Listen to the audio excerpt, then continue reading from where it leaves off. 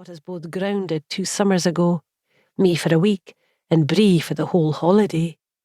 We'd held each other's hands as the needle went in once, then again, pulses sinking with the beat of the song the piercer tapped her foot to.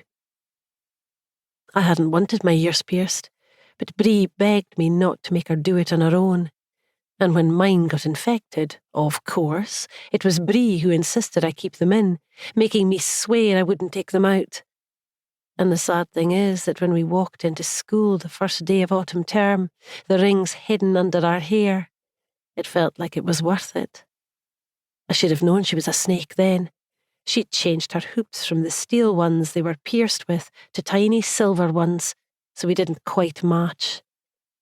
As if the headline wasn't bad enough, Mr. McKinnon had changed the dimensions of the photo and he'd messed it up, stretching her jaw wide, making her forehead huge.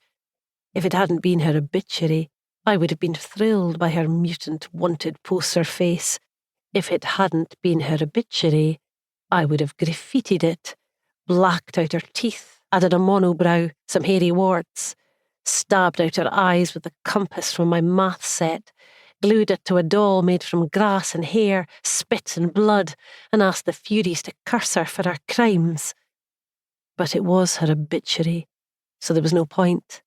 The worst had already happened. The photo had been taken at the end of term, just before the summer that was supposed to be the best summer of our lives, because we were 17, and Bree swore the summer you were 17 was the best summer you'd ever have. And it wasn't quite the truth to say it was of the two of us, because Alistair Murray was in the original photo too. I was in the middle, the bridge between them, Bree's best friend and Ali's girlfriend. Until Bree and Ali decided they didn't need a bridge after all. They'd cut me out of the picture too. When someone dies, there are certain things you have to do. The body has to be cleansed and oiled, a coin left on the lips for the boatman, so he'll carry the soul away to the underworld. There is the prothesis, the night before the funeral, where the body lies in state and women sing the dirges over it.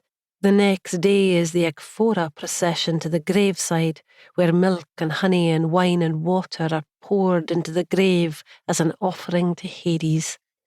The chief mourners sometimes offer a lock of their hair too. Finally, the Persephone feast to celebrate the dead. Without the proper rituals, the dead are left behind on the shores of Styx, unable to move on. It's kind of the same when someone breaks up with you. There are rituals you have to do then too. Not official ones. They don't appear in any sacred text, but everyone knows them. The tried and tested ways to get over heartbreak. And you have to do them, or you won't move on either. First, you call all your friends and they come for a sleepover. They come to you, so you don't have to get dressed or risk bumping into your ex on the street. This is the relationship's prothesis. But instead of singing dirges, you sing your favourite songs, starting with the sad ones, and then getting to the real angry shit, the fuck you forever songs. Once your blood is up, you delete your ex's number, all the messages they ever sent, and block them online. You do it to them before they do it to you. This is especially important if you're the dumped, not the dumper. Then, everyone lies and says actually they hated your ex, that they were never good enough for you. They promise better, brighter things, offer up rumours of who's newly single, who always had a thing for you. These words and deeds become your bread. They feed and nourish you. They are your Persephone. Really good friends will bring ice cream too. Slowly you start to come back to life.